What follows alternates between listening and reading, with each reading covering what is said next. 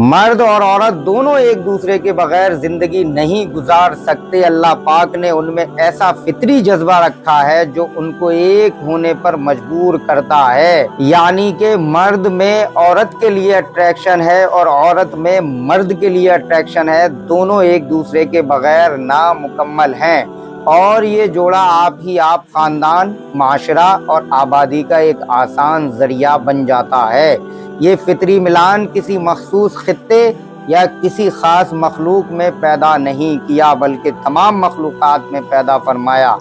جن میں انبیاء جیسی مقدس ہستیاں، صحابہ، تابعین، ائمہ، صوفیاء، بزرگ، علماء، مسلم، غیر مسلم، چوپائے، چرند، پرند، درندے اور سمندری مخلوقات شامل ہیں۔ مرد اور عورت کا ایک دوسرے کی طرف ملان کوئی اچنبھے کی بات نہیں بلکہ عین فطری عمل ہے۔ اسلام نے اس معاملے میں ایک جیسی پابندی نہیں لگائی۔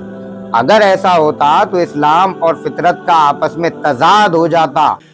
حالانکہ اسلام مکمل فطری تعلیمات پر مشتمل دین ہے اور ان تمام کاموں کی تائید کرتا ہے جو فطرت کو مد نظر رکھتے ہوں، اور اپنے ماننے والوں سے کوئی ایسا مطالبہ نہیں کرتا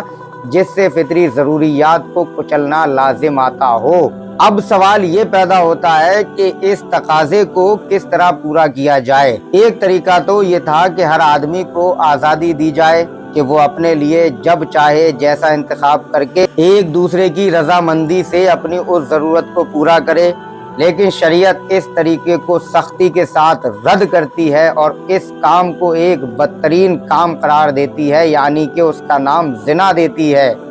زنا میں چند گھڑیوں کی مشغولیت در حقیقت خالق کائنات کے ان فطری اصولوں سے بغاوت ہے جس کے لیے نکاح کو مقرر کیا گیا ہے، جس کے ذریعے انسان حلال اور جائز طریقے سے دنیا میں آباد ہوتے ہیں۔ اسی لیے بدکاری پر شریعت بہت سخت رویہ اپناتی ہے اور بدکاروں کے لیے عبرتناک سزائیں تجویز کرتی ہے۔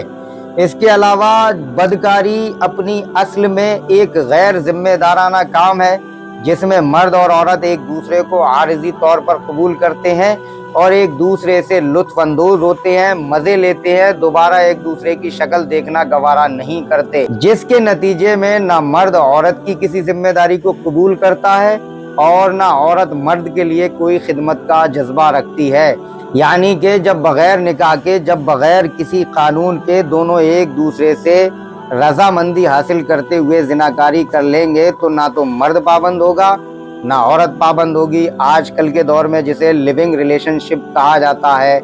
اسی کے بارے میں شریعت نے بہت پہلے پابندی لگا دی تھی۔ نہ تو عورت مرد کی پابند ہوگی نہ مرد عورت کا پابند ہوگا، اور دونوں ایک دوسرے سے الگ ہو جائیں گے۔ اس طرح یہ دونوں کائنات کے فطری اصولوں کی خلاف ورزی کے مجرم بن جاتے ہیں، اور ان کا یہ کام دنیا اور اس میں بسے انسانوں کے لیے ایک فساد کی صورت اختیار کر لیتا ہے۔ جبکہ شریعت نے اس ملاپ کو صرف جنسی تسکین تک محدود نہیں رکھا بلکہ اسے ایک مکمل اور پائیدار شکل دے کر دونوں کو اس معاہدے کا پابند بنایا، جس میں مرد کے ذمے خرچہ، بیوی کے کپڑے لتے، کھانا پینا اور بیوی کے رہنے سہنے کی جگہ کا انتظام کرنا، اور عورت کے ذمے حمل یعنی کہ پریگنینسی، رضاعت، بچے کو دودھ پلانا اور بچے کو اپنی آغوش میں تربیت دینا لازمی قرار دیا۔ اور اسلام نے مرد اور عورت دونوں کو پابند کیا کہ وہ دونوں ہسبینڈ وائف بن کر ایک دوسرے کے ساتھ زندگی گزاریں اور خوشی خوشی اپنے بچوں کی پرورش بھی کریں۔ اور قرآن پاک نے ہسبینڈ وائف کے اس تعلق کو ایک عمدہ، بہت اچھی مثال سے سمجھایا ہے، جس کا ترجمہ یوں ہے کہ وہ تمہارے لیے لباس اور تم ان کے لیے لباس کا درجہ رکھتے ہو، یعنی کہ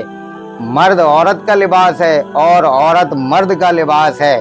سوچنے والی بات ہے دوستو کہ لباس جب ہم پہنتے ہیں تو اپنے بالکل ننگے بدن پر پہنتے ہیں۔ قرآن کا کانسیپٹ بالکل کلیئر ہے دوستو کہ قرآن نے مرد کو عورت کا لباس قرار دیا اور عورت کو مرد کا لباس قرار دیا، اور لباس پہنا جاتا ہے بالکل ننگے بدن پہ، یعنی کہ بیوی کو چاہیے کہ وہ اپنے شوہر کے عیبوں کو چھپائے، اپنے شوہر کی غلطیوں پر پردہ ڈالے، اور شوہر کو چاہیے کہ وہ اپنی بیوی کے عیبوں کو چھپائے اور بیوی کی کمیوں پر پردہ ڈالے۔ اور سب سے بڑی مثال اس کی یہ ہے کہ کہ دونوں ایک دوسرے سے جیسے چاہیں ویسے ہم بستری کر سکتے ہیں، جب چاہیں دونوں ایک دوسرے سے اپنی خواہش کو پورا کر سکتے ہیں۔ لیکن یہاں ہم بستری میں ایک چیز کلیئر کر دوں کہ پیچھے کی جگہ کو چھوڑ کر کسی بھی طریقے سے شوہر اپنی بیوی کے ساتھ ہم بستری کر سکتا ہے۔ جس طرح لباس جسم کے لیے ضروری ہے، اسی طرح میاں بیوی کا ساتھ ایک دوسرے کے لیے ضروری ہے، تاکہ وہ مل کر ایک نیا سماج جنم دے سکیں۔ اور ہاں، نکاح کوئی معمولی چیز نہیں ہے، نکاح تمہاری جنسی خواہشات کو پوری کرنے کا ذریعہ ہے، نکاح تمہارے دلوں کو سکون دینے کا ذریعہ ہے، اور نکاح